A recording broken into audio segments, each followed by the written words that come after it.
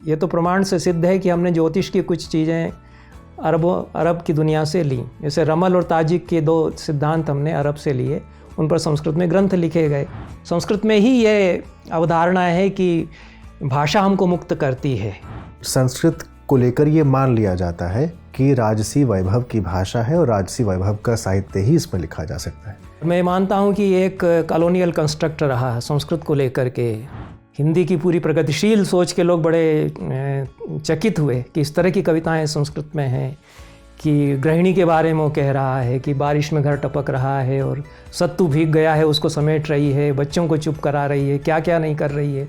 ऋग्वेदो ही भारतीय ज्ञान विज्ञाना दीनानाम मूल, अब ये समझ से बाहर है। हाँ, आधुनिक दृष्टि से, वैज्ञानिक तार्किक दृष्टि से तो ऐसा कहना उचित नहीं होता है।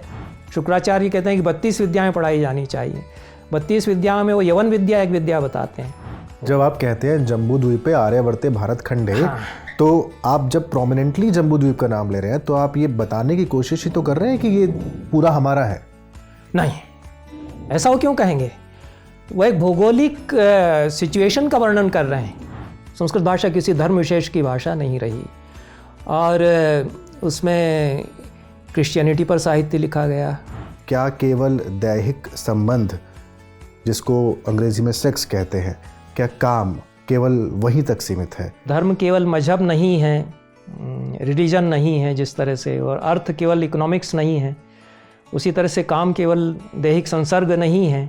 वाल्मीकि रामायण को सीता और राम के प्रेम की कथा के रूप में पढ़ता हूँ, जो कि लेकिन आपने केंद्र में राम को रख दिया, सीता भी केंद्र में रखी जा सकती थी। आप ये कह सकते हैं कि सीता की दृष्टि से मैंने नहीं देखा, क्योंकि अंततः मैं पुरुष हूँ।